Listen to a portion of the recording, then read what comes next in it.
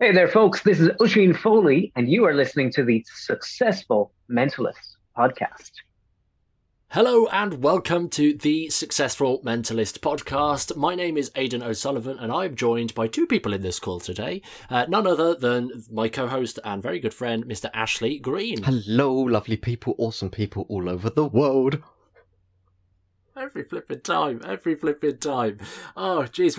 Today we're lined up with not just a conversation with me and Ashley as per, we're joined by none other than the fantastic, incredible mentalist that is Oisin Foley. Oisin, welcome to the TSM podcast. Thank you so much, guys, for having me. How are you keeping today? Oh, thanks for asking. We are absolutely fan-dabby-dozy. And yourself? I am completely in great form. I'm really looking forward to catching up with you guys. It's been a couple of weeks since we were last chatting, so I'm looking forward to getting stuck in. You know what I really appreciate about this, Oisin? You're the first guest to actually come on the podcast and they start. Usually it's like the pleasantries and the awkward intro from the guest there and say, yeah, it's great to be on the podcast, and they wait for a question. You're the first person to come back with a nice question as a nice guy and say, how are you guys doing? Nobody asks how we're doing. We could be doing bloody awful when we're interviewing all these amazing guests from around the world, and nobody asks apart from you. So today, luckily, we are having a good day, Oisin.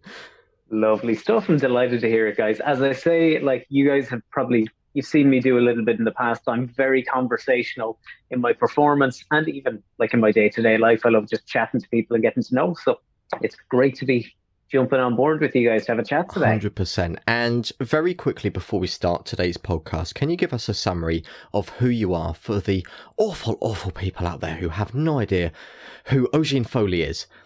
Who are you? What do you do? The awful, awful people out there, to quote Ashley, not my words, not my words. If you guys haven't heard of me, it's completely fine. My name is Oisin Foley. I'm a magician, mind reader, hypnotist, and general nonsensical person living over here in Dublin, Ireland. I'm originally from Athlone, which is the heart of Ireland.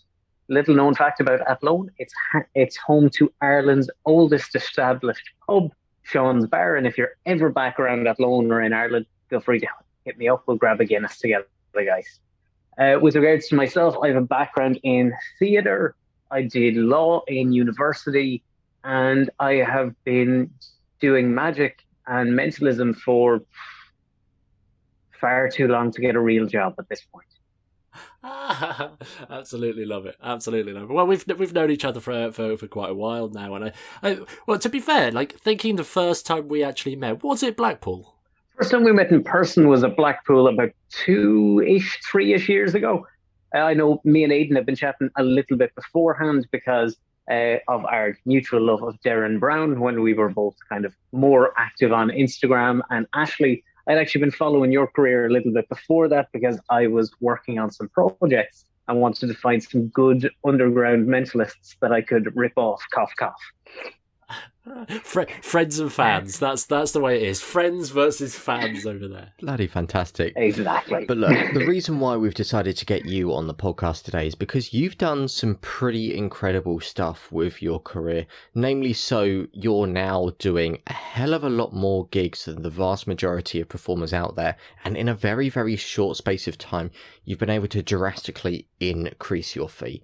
That's incredible, and I'd love if it was all right to maybe tap into that and what you found has really kind of like helped you and kind of like the process you've done to get to that point. Because like, I'll be honest, every person probably listening to this podcast now goes, more gigs, more money, tell me more, what is your secret, how do you do this? And I'm pretty sure everyone's going to be interested in that, because that is like the golden formula if you can just drop that in this podcast episode, Oisin. But before we get to the gold that everyone's waiting for, let's maybe rewind to before the happy days of doing loads of gigs and loads of money, and tell us where you were, like going back, I don't know, half a year, a year's time. What were you doing? What were the struggles that you were facing? And what was daily life as a magician over in Ireland like that before you had the massive shebang and then you was just like, gigs, money, gigs, money, gigs, money? Yeah, so I mean, for the past couple of years, I've been building a bit of a name for myself and a career over here in Ireland. And the week that lockdown hit over here, I was supposed to be doing a show with a newspaper prediction, which still hasn't been opened, I'll have you guys know. But once lockdown hit over here, let's just say everything that I'd been building on for about 5 years at that point vanished overnight. It was like the best magic trick in the worst possible way. I had tons of gigs that just cancelled on me, and I was left in limbo, living in an apartment in Dublin where I just moved up to because that's where 90% of my work was going to be based. And I was kind of, for lack of a better word, screwed. But I was fortunate enough that I do have another job outside of magic, something that an awful lot of guys over here didn't have to fall back on. I was lucky enough that I had jumped on that. And then I actually kind of reached out to you guys because I knew you guys. I'd seen what you guys were doing with the podcast. And from there, you guys helped me to kind of move more online. So I started doing online web shows, which at the start was a completely new formula in every way, shape, or form compared to what I've been doing in the past. Like, as I say, I'm very conversational. My style is very bouncy off of people, very chatty. So you can imagine staring at a camera with maybe 30, 40 screens that were mainly on mute was a very, very difficult experience compared to what I was used to. So I had to adapt and improvise and just change the way that I'd perform. And thankfully, I had so many people that were able to help me out, such as you guys. We also had other people like Diraj, Ryan Roworth, we had Bella, we had Ferdinand, we had all these people that I was able to bounce off of and bounce ideas off of. And I want to give a huge thank you and shout out to those guys because I wouldn't be where I am right now without their help and without you guys' help. But yeah, from there, I started trying to build up doing online shows, which is very, very tough if it's not something that you're used to, and especially when you were just thrown into it overnight. I didn't know how much to charge. I didn't have decent equipment at all. I was working off terrible little notepad, laptop computer. I was working off my phone, which currently this is being recorded on, I'll have you know. But yeah, I had that. I didn't even have a ring light, so I bought a cheap ring light off of Amazon and made a set for myself.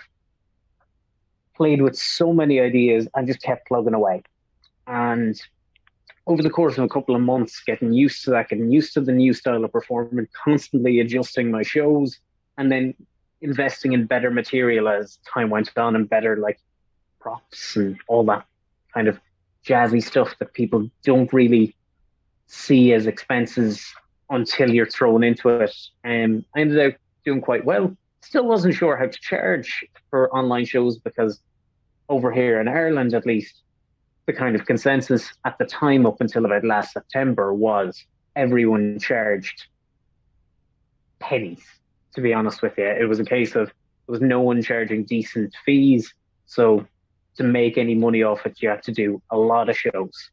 Then I ended up joining a couple of courses with you guys where I learned an awful lot of very valuable material. I started off with the how to do online shows course, which was amazing. And just even getting to see a lot of the different thoughts and ideas that you guys have put into it, because I know you had been working on it for so long. Especially Ashley, I know you've been doing online shows and you've been smashing it for ages. Definitely, he's probably the person that I would have talked to the most as I was getting stuff ready for it. But doing that course really helped me to understand how to use all of the digital formats the best way possible. And then I started with a little course called Learn to Thrive, which you guys took the hard work that I had put into doing online shows and trying to rebuild a business. And you gave me the greatest kick in the backside that I think I have had in years of trying to build a business. You crashed the way that I was thinking completely and changed. I had been focusing on there was this way of doing it and there's only this way, whereas all of that was changed, thrown out the windows, and in a lot of cases it was brought back to basic stuff that I had overlooked. It was stuff that really made a lot of sense. And I think Ashley has they're popping the hand up to ask a question. So I was wondering, can you elaborate? Like, you say this basic stuff. Like, what is this basic stuff that you was doing that didn't work? Because I'm sure everyone listening like might get some value in that. Like, if they're doing it, like, I'd really love to pick your brains and probe a bit further into that. yeah, so because I was so focused on all of the wrong things, like I posted on social media pretty much every single day for almost a year, hoping that that would help me get work. Spoiler alert, it did not.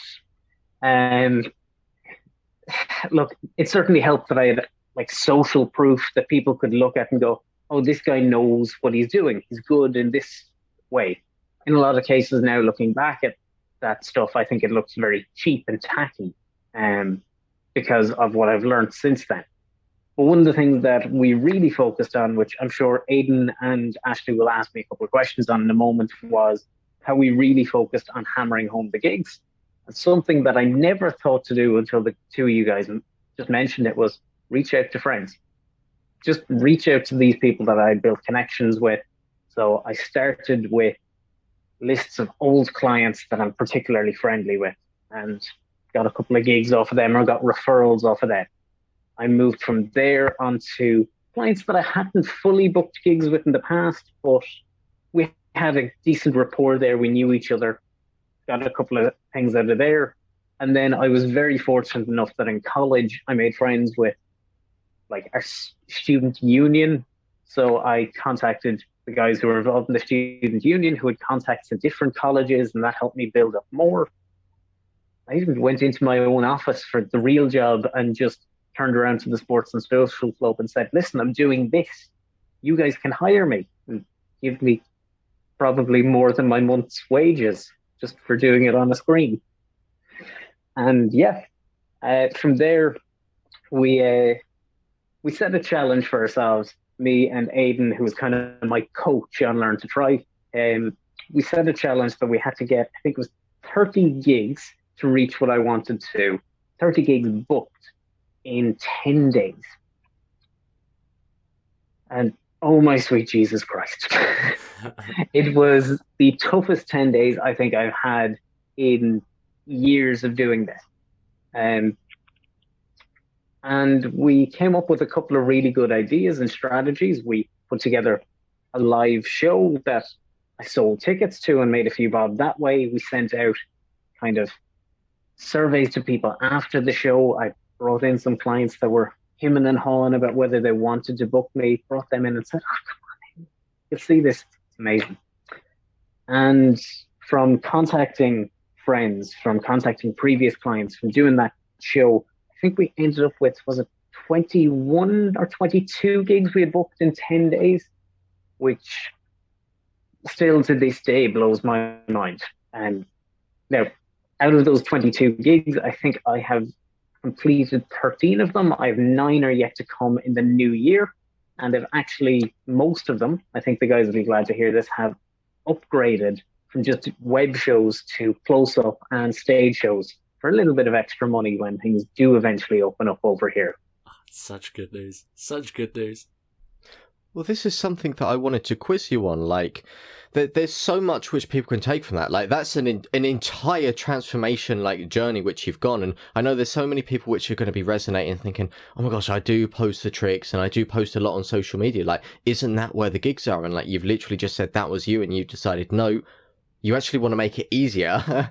But at the same time, get more results out of it. And you started talking to loads of people and doing networking in the right way to actually get so much more from it. And you was combining that with now your newfound knowledge of online shows. And you was able to then use those shows, not just as an online show to make a bit of cash, but you was able to use it to transfer it to get in person and later bookings on. And I want to ask you one thing in particular, like, what is the single one, like, most effective strategy which you've used really in the past 6 months to get you all of these gigs then?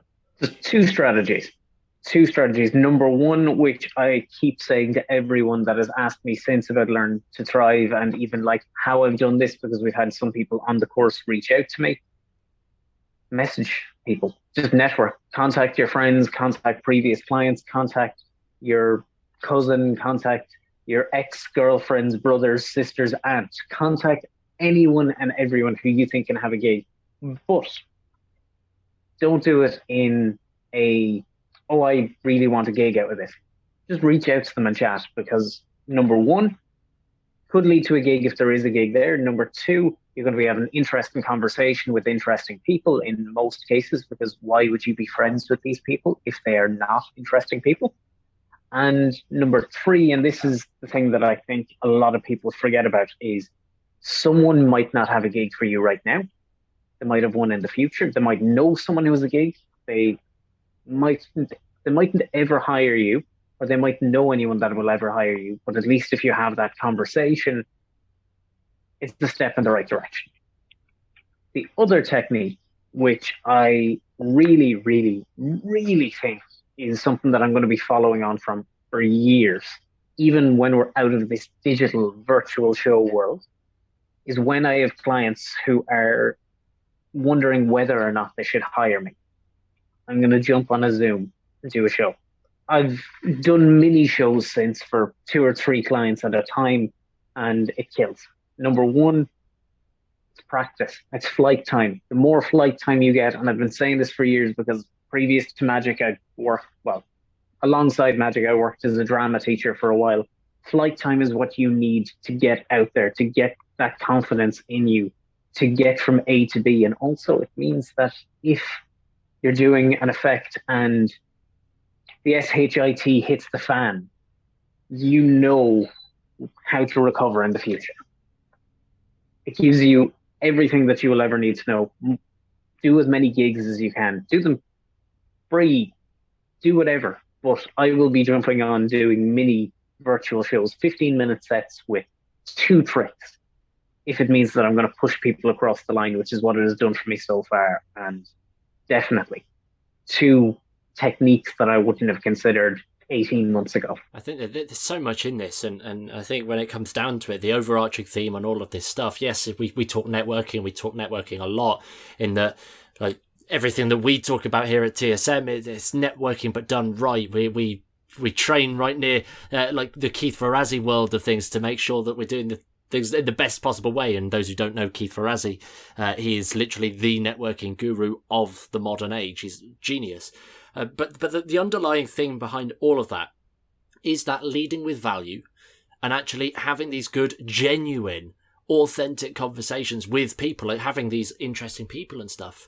And I know you've kind of got a bit of a background in actually working with and actually helping people who aren't maybe that confident in terms of, oh, I can't just message somebody. How do I message somebody, start up a conversation without saying, hey, how are you? I'm looking for shows. Like, what would you say was the most effective way of approaching somebody through like a message or an email, for example?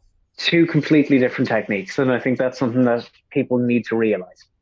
Email, regardless of whether you're emailing your best friend or you're emailing someone you have never met in the past, it is much more formal. It's a lot more structured. It needs to have a bit more content to it. Which is why when I use things like Facebook Messenger, Instagram Messenger, WhatsApp, text, calling someone, which if you don't call people, just call.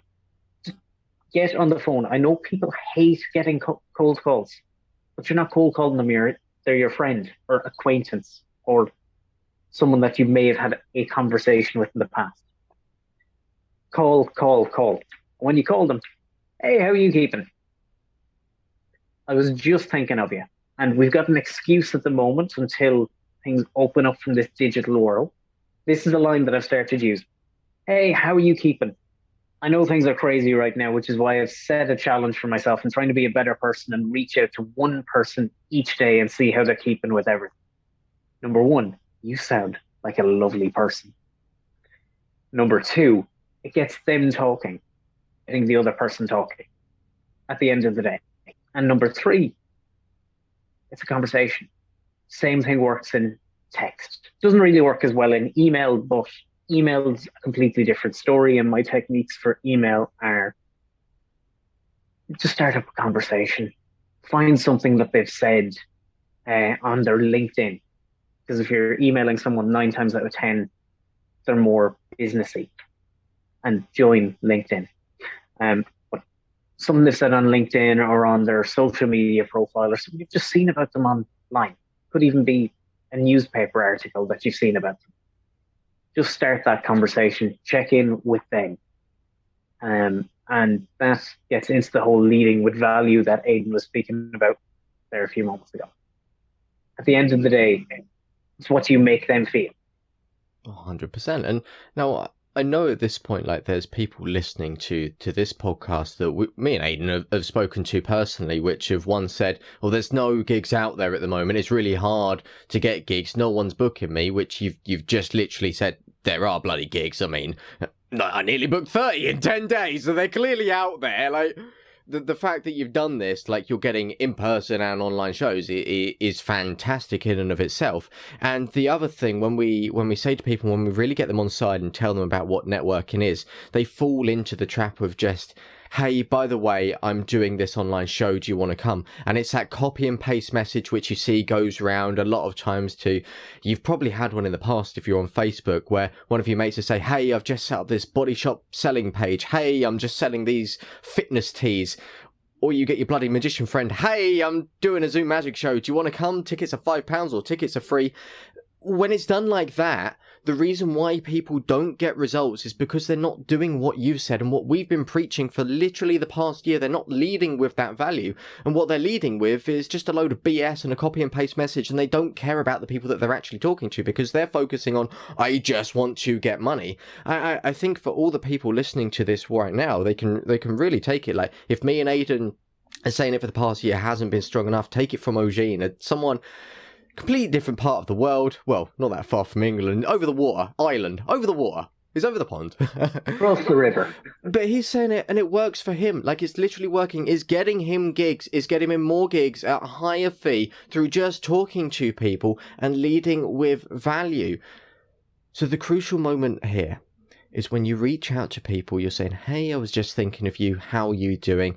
Or maybe you're touching base on an old conversation that you might have had like a few months back, which you're following, which, fun fact, if you've got a bad memory and are thinking, Ashley, I can't remember a conversation I was having a month, 2 months ago, write it in a spreadsheet, your relationship action plan, or your CRM system. And Oisin is pointing at me right now going, yes, why don't people do this? You can remember conversations, so you can call back and then you can start leading with that value and get on that side. Once they've done that, Oisin, from your perspective, once the person, like the person listening to this podcast now has gone, okay, there are gigs out there, I'm going to reach out to the people I know. It's not just enough to say hello, you're going to have to mention at some point. So how do you fit it in? How do you try and wrangle the gigs out of it? You're leading with value. You are finding out about as much information about them. You'll be able to find out if they have a new job. You'll be able to find out if their kids are doing well. You can find out all this information just by chatting to them and asking questions. They will ask you eventually, how are you keeping? Or, as I had today, I had an old friend message me back after I'd sent him a message during the week, just saying, oh, how are things getting on? There's not much going on in the whole live entertainment industry at the moment. I turned around and I went, oh yeah, it's not major going on at the moment, but I'm very lucky. I'm after changing my business plan and doing a lot more online shows. Or, as I said to this particular fella, because I know he's after popping the question a couple of weeks ago, I just immediately went, yeah, but I mean, as weddings are starting to open up now, we're getting more gigs coming in. Thankfully, here's hoping it continues that way. You're dropping a hook in the water. And maybe he won't pick up on that. I haven't checked my Facebook since then. If he does, great. If he doesn't, that's fine. I'm going to keep having the conversation. I'll drop another hint. And I will eventually, if he doesn't pick up after 2 or 3 hints or ways that he can ask the question, I'll just pop in and go, have you thought about how's things going with the wedding planning? Or how's things going at work with regards to your event department? Or all these things. You can, because you're finding out information about these people, you can use it against them. Was it Sun Tzu, know your enemy as you know yourself? Now, Peter is not my enemy. He's a good friend. But you're able to use all of this information so that you can work yourself into it. And I think, Ashley, me and you both have sales experience as well in the past. We know that you're going to find out little nuggets of information that you can use to get what you want out of someone. As I say, it mightn't necessarily turn into a gig. If it doesn't, at least he knows. And when he's talking to someone, he can go, oh, I know this really amazing mind reader. The other thing is, and I always ask this question to couples that are getting married, is, have you thought about a photographer yet? Sounds stupid, but if you recommend a photographer to them and go, oh, I worked with this photographer, I worked with this vendor at such and such an event and such an event, and they're amazing. When they call the photographer, the vendor's going to be singing your praises, and the person's going to come back and probably ask you for a quote. And this is all the stuff that's just so clever, because it's just dropping hints, planting seeds, and being like, if you want to really boil it down, this is influence at its finest. This is just pure influence, just dropping the little seed, planting it in a bunch of places so that when people pick up on it enough, they're just going to be converted, like at a much higher rate than normal. Now, the thing that for me that was a really big difference, obviously, as you went through the Learn to Thrive course, again, being the TSM mindset guru, I've got to ask a mindset question here. Like, what was the biggest thing that you felt was perhaps holding you back from achieving all of these different things? Because, like, let's be fair, and we want to give you plenty of credit here. Although we gave you really great strategies and all of this stuff, it probably wasn't new information to you. It probably wasn't like, hey, this is all groundbreaking stuff. Like, a lot of it was probably there, just maybe in a different format. So I want to know, like, rather than that level of information, what was the big thing that you had in your head holding you back? Okay, so me and Aidan had a huge conversation about this in one of our coaching calls, which was fear.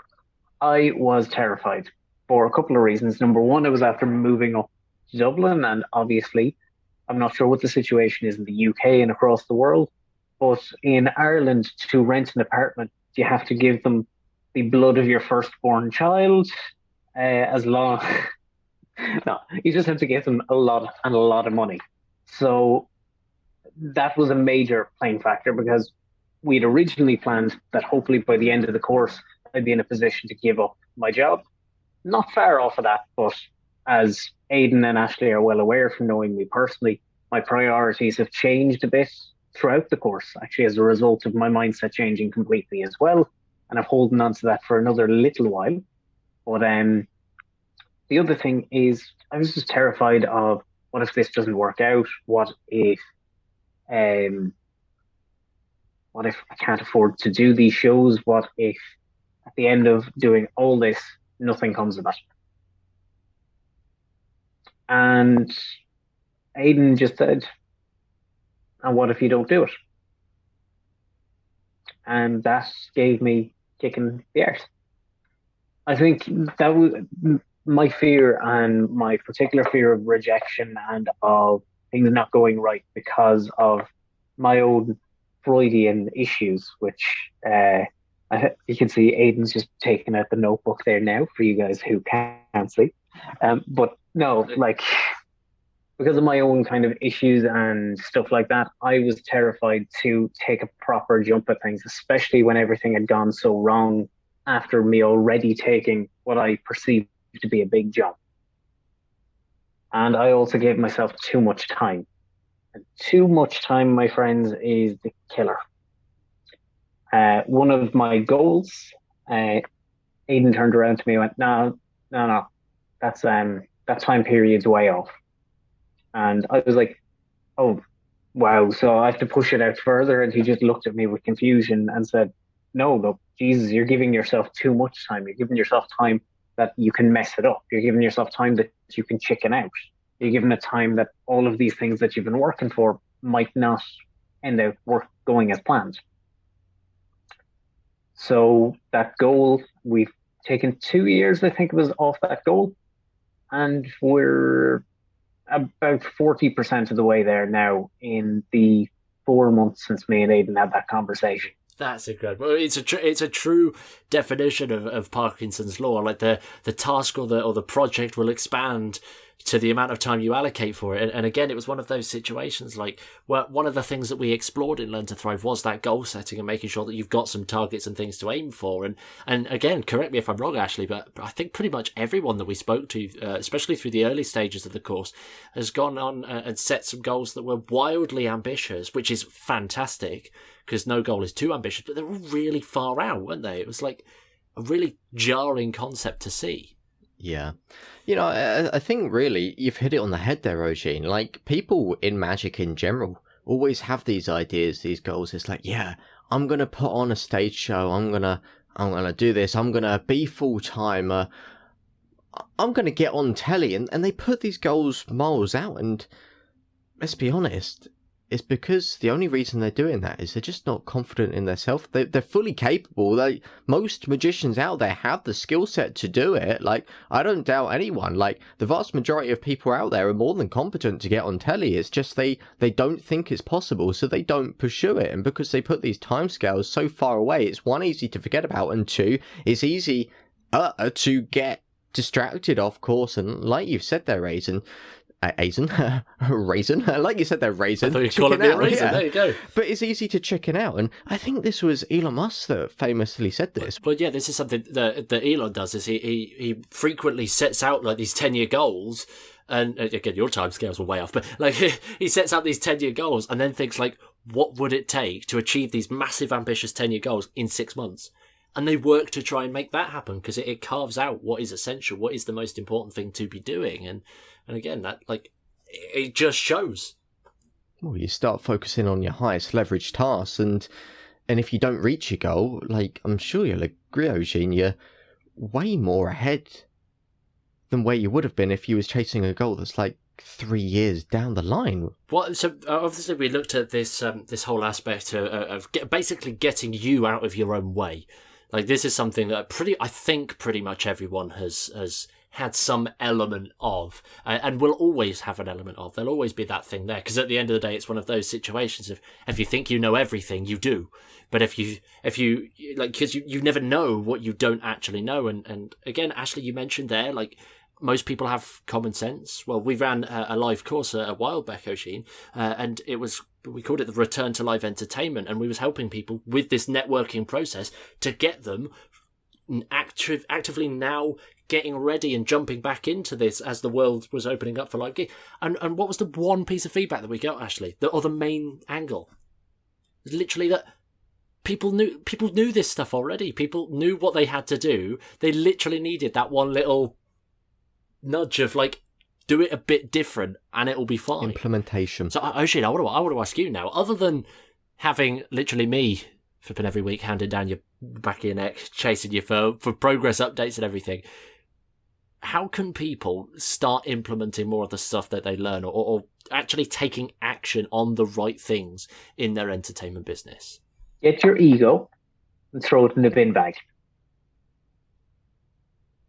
Regardless of whether you're Colin MacLeod or you're Oisin Foley, get your ego out of the way. Start doing the smaller things. Reach out to people.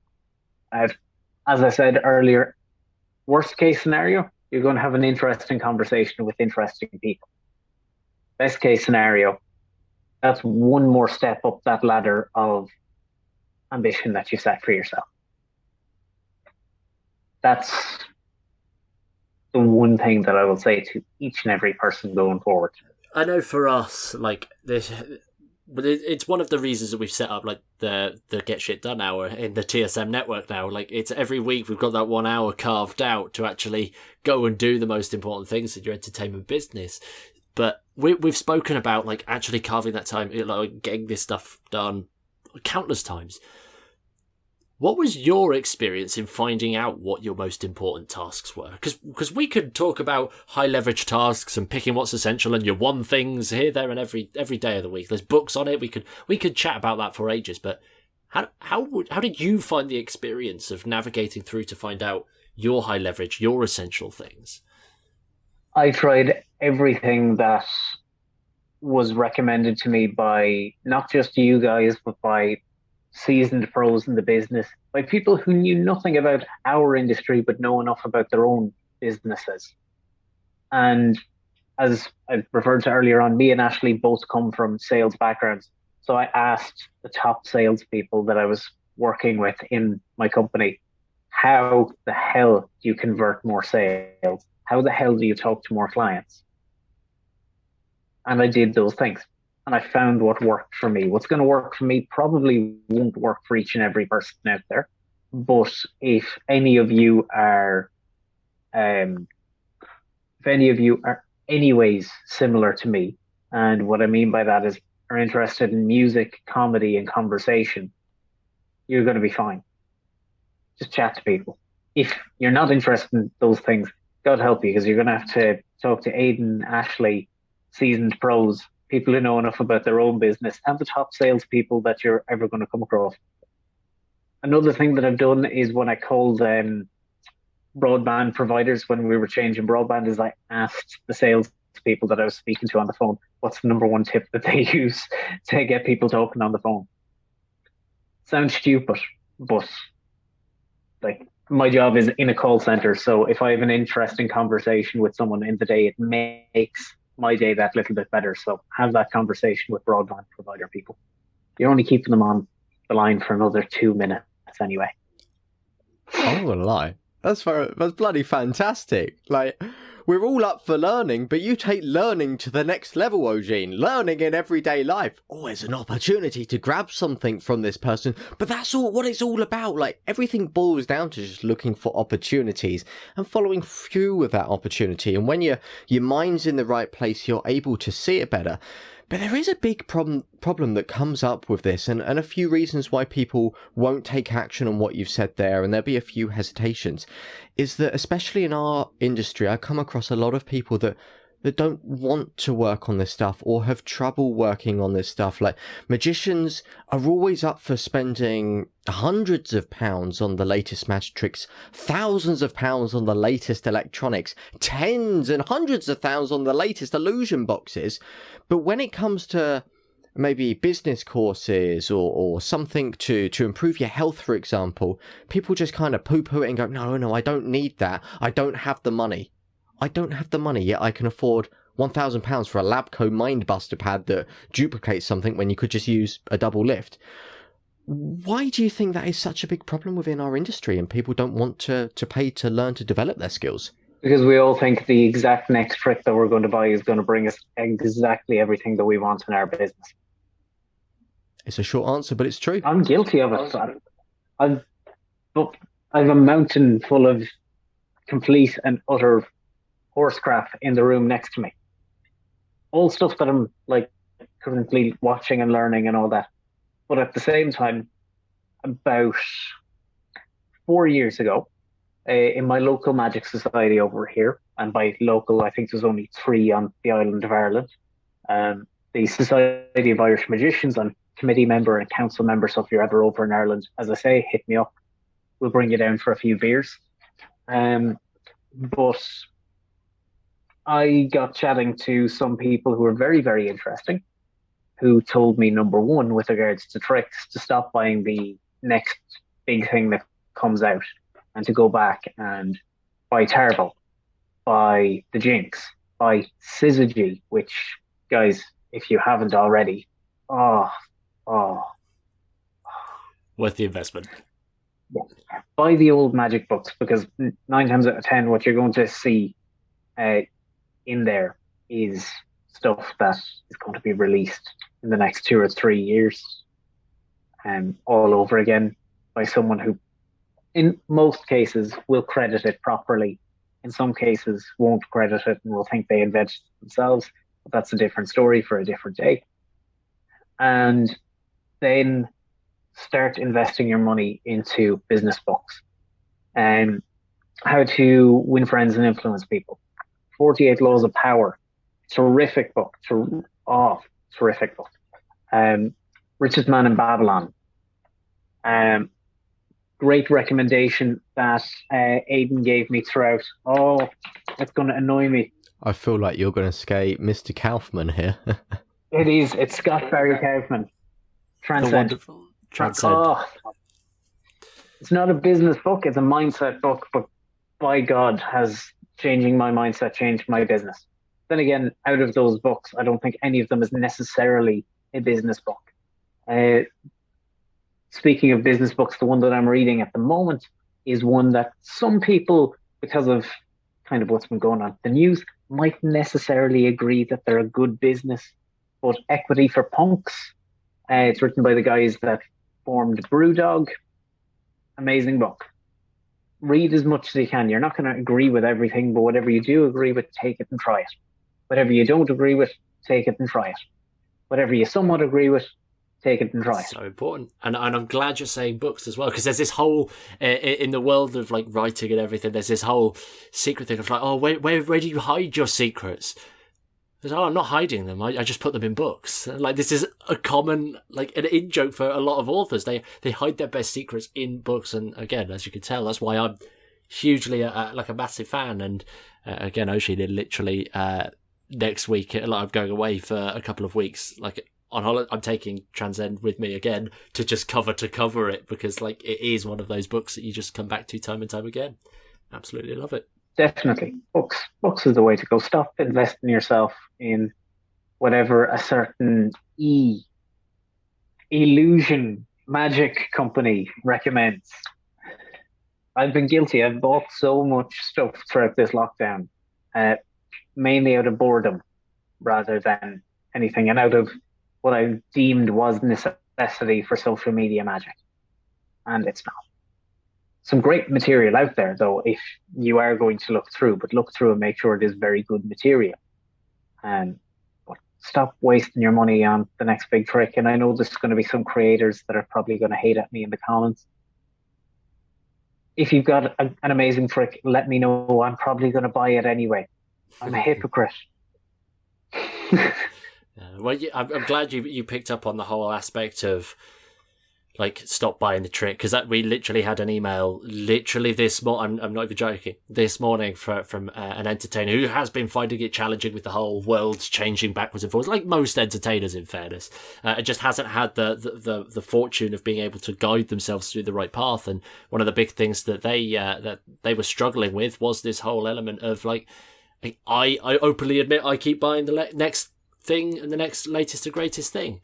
So it's absolutely bizarre on that front. But as we're rounding out towards the end of this conversation, I mean, I've taken a lot from this conversation, and I'm sure Ashley has as well. But is there anything that you would like to share with the audience en masse? You've got your moment in front of the TSM audience. The audience is in over 95 countries now. We're counting it week by week.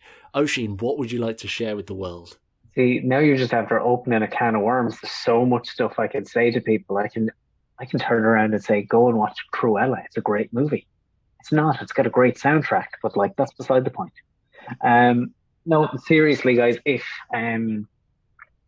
best advice I can give most people is, if you were in the same position as me a couple of months ago and you were terrified of everything that's going on,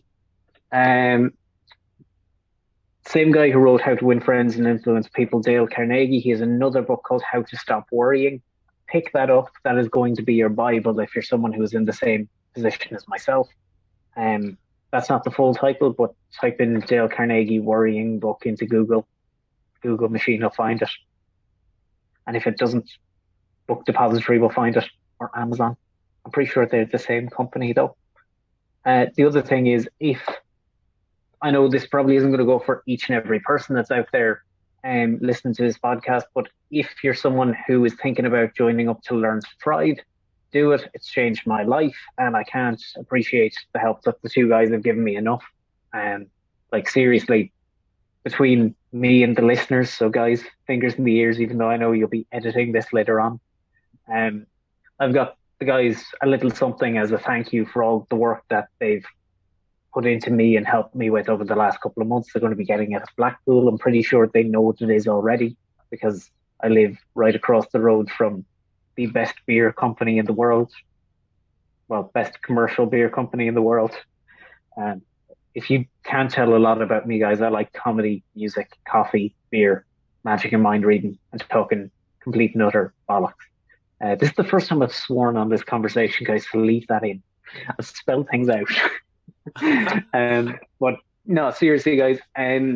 To finish off, I think the biggest thing that I'd like to say is if anyone is ever wants to have a chat, wants to run ideas past me, wants to even just grab a beer over in Dublin, Ireland, hit me up. If I'm here, if I'm free, I'm more than happy to shoot the SHIT with you guys, have a couple of beers, have a coffee, have a water if you're someone who drinks water. I drink water. So like you couldn't have looked or sounded any more disappointed when talking about the water then. It's all that health stuff that we taught you. Look, I've cut down on my coffee and I've started drinking good coffee thanks to another recommendation by Aidan. Bulletproof coffee, which I haven't. I've tried the butter in it twice. Not a big fan of the butter, but that's just because it's me. But definitely black bulletproof coffee. The Mentalist is a brand of it. And if you're someone like me who immediately jumps at anything that says mentalist, mentalism, or magic, check that out. And I'm pretty sure there's a beer out over here in Ireland called Magic something. So I'm going to be jumping on that as soon as possible as well, because I'm a weirdo like that. I love that. So I just want to say a massive thank you and for Aidan. Oh, Jean, you've got a few minutes to speak to the world. Right, oh my gosh, listen to Cruella, it's got a great soundtrack. Buy a load of books, apply to Learn to Thrive, then drink coffee, water and beer. That's me, Eugene, over and out. At the same time. Well, we'll see you soon, Eugene. Thank you so much for coming onto the podcast. Thanks so much, been folks. Absolutely brilliant, and I would love to hear what you guys, the listeners, have to think about it. So do let us know and do reach out to Eugene on Instagram as well to give him a massive hug and a massive thank you for today's awesome episode. We'll see you guys soon, and thank you for listening to the Successful Mentalist podcast.